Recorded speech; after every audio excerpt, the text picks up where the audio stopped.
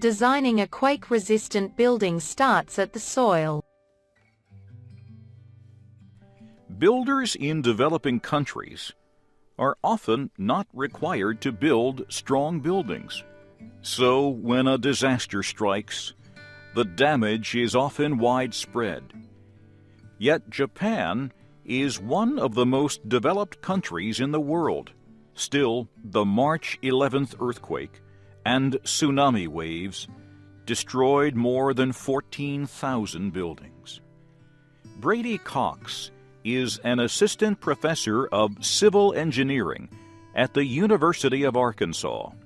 He is also an earthquake expert with an organization called Geotechnical Extreme Events Reconnaissance, or GEAR. The group studies major disasters. Professor Cox says Japan has one of the best building code systems in the world. The problem is this earthquake was just a mammoth earthquake, one of the top 5 earthquakes in recorded history.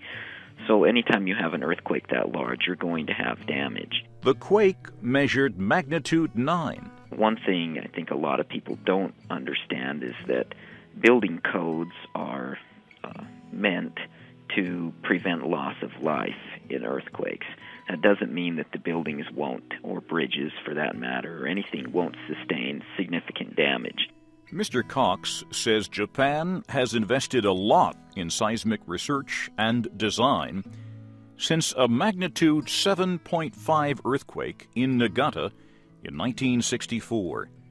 That same year, a 9.2 quake shook the American state of Alaska. Those 2 earthquakes really opened up a lot of new research on something called soil liquefaction in particular. And the Japanese have more earthquakes greater than magnitude 6 or 7 than probably any other country in the world. I mean, they get hit a lot. Soil liquefaction is the process by which the strength or stiffness of soil is weakened by an event like the shaking of an earthquake. The soil begins to move like liquid.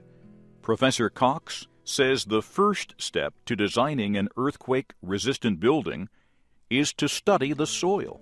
Then the structural engineers take that information and they use it to detail the building in terms of, is this going to be a steel structure? Is it going to be reinforced concrete?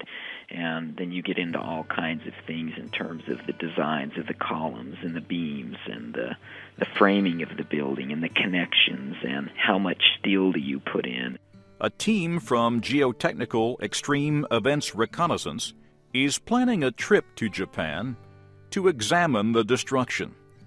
Mr. Cox and other members of GEAR went to Haiti after the powerful earthquake last year and continue to work with Haitian officials. A lot of the work that we've been doing has been focusing on the rebuilding effort and how to especially make sure that the rebuilding of schools and hospitals and kind of critical facilities that you would need to respond to an emergency, police and fire stations, government buildings, that those things get rebuilt appropriately.